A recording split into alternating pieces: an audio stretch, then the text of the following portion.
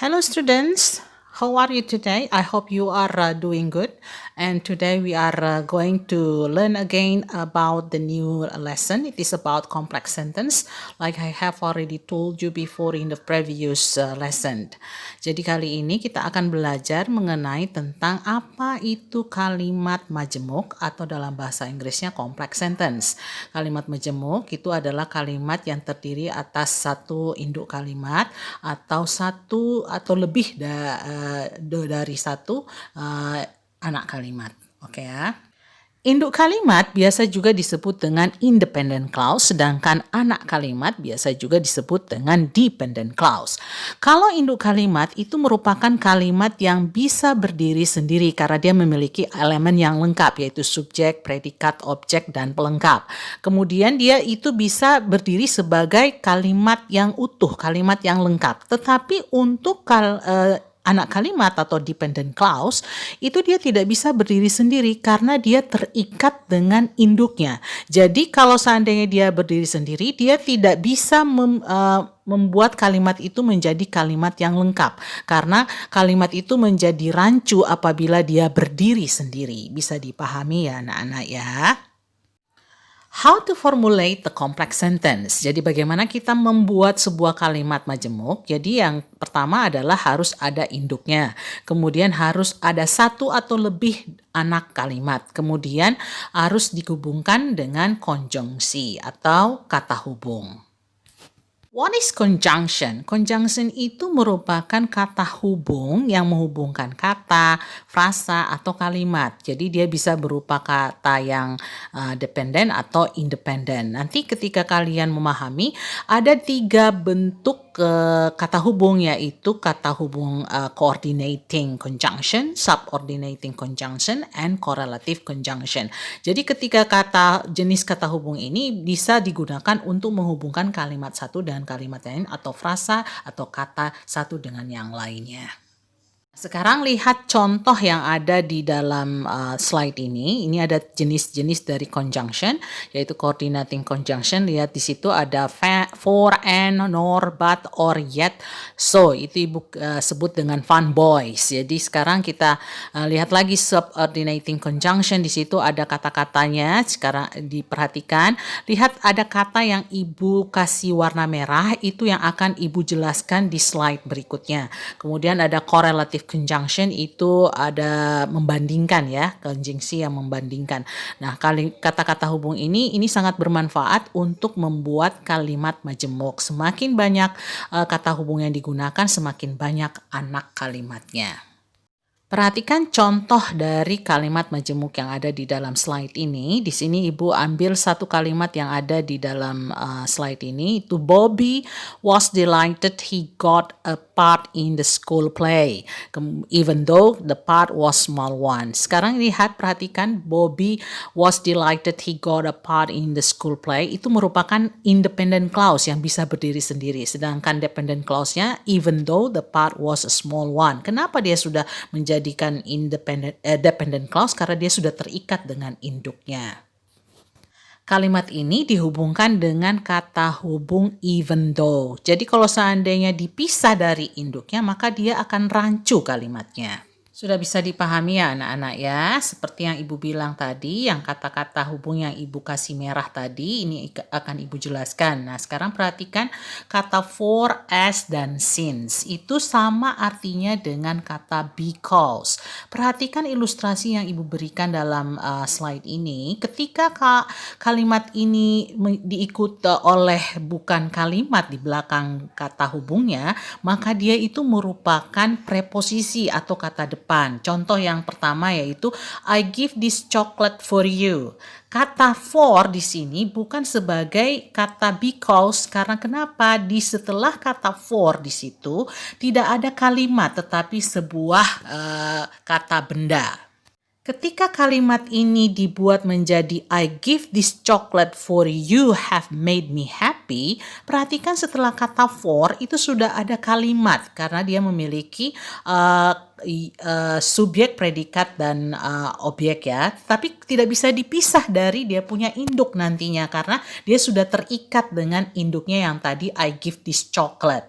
Jadi perhatikan kalimat ini ketika dia merupakan kalimat, maka kata-kata for, as, dan since itu berarti sama dengan kata because. Tapi kalau seandainya dia di belakangnya itu bukan kalimat atau sebuah kata keterangan waktu, kata benda, itu adalah preposisi. Pelajari berikutnya ya kalimat yang selanjutnya supaya dipahami.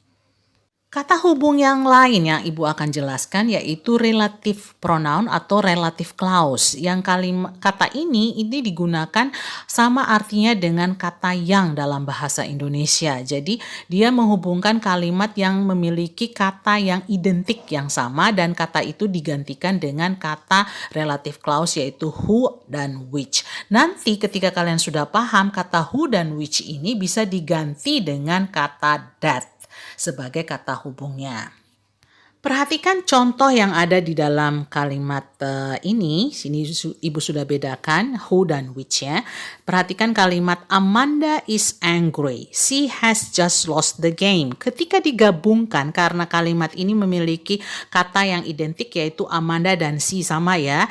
Jadi kalimat ini kita buat menjadi Amanda who has just lost the game is angry. Jadi artinya menjadi Amanda yang barusan gagal atau kalah dalam pertandingan itu marah. Jadi kata yang barusan itu tidak bisa lagi dipisah dari induknya karena dia sudah terikat dengan induknya. Maka kalimat itu merupakan anak kalimat. Sedangkan kalimat yang selanjutnya I saw a dog.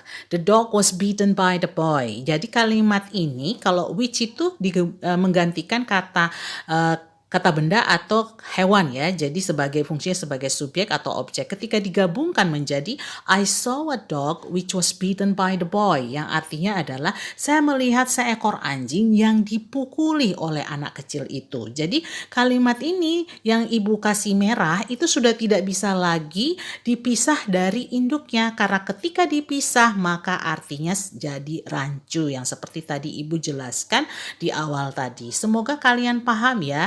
Ketika kalian sudah paham, maka akan mudah untuk membaca sebuah wacana jenis teks apapun. Sekarang perhatikan beberapa contoh yang lain yang ada di sini. Itu ada the girl is very pretty, she met me. Lihat yang Ibu kasih merah itu yang sama ya, yang identik.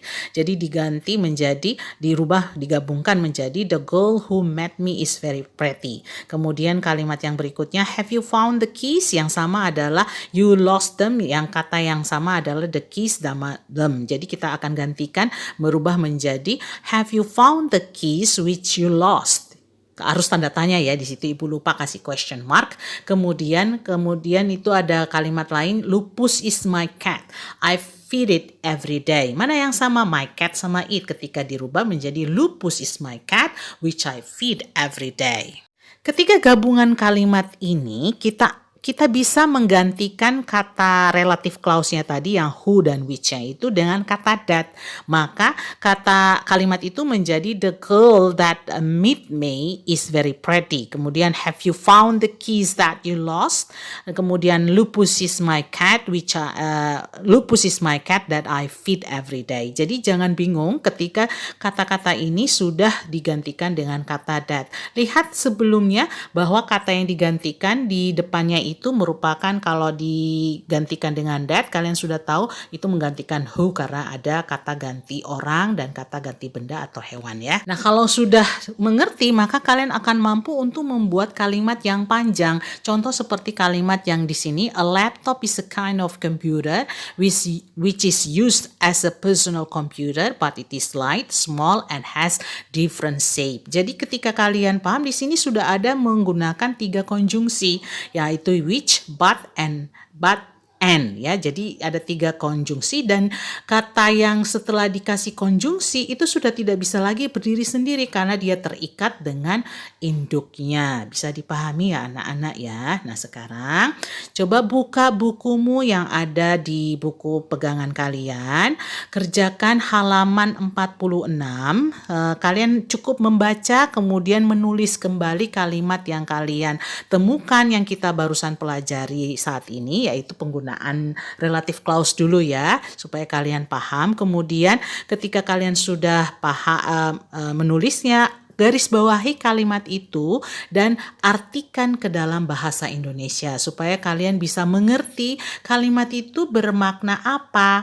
Karena kata that ketika di dalam wacana itu sudah digantikan dengan that, itu bisa berarti juga bahwa. Jadi ketika kalian melihat ada di depannya berupa kata ganti, maka itu merupakan arti dengan kata yang. Semoga kalian paham ya untuk penjelasan ibu kali ini. Ketika kalian nggak paham, tolong tanya di ibu, bisa lewat WhatsApp. Jadi I hope you have already understood for the lesson today, and I hope that next meeting I will be giving you another assignment. It is related about how to formulate the sentences. Jadi bagaimana kalian memformulasikan kalimat-kalimat lagi dalam bahasa Inggris.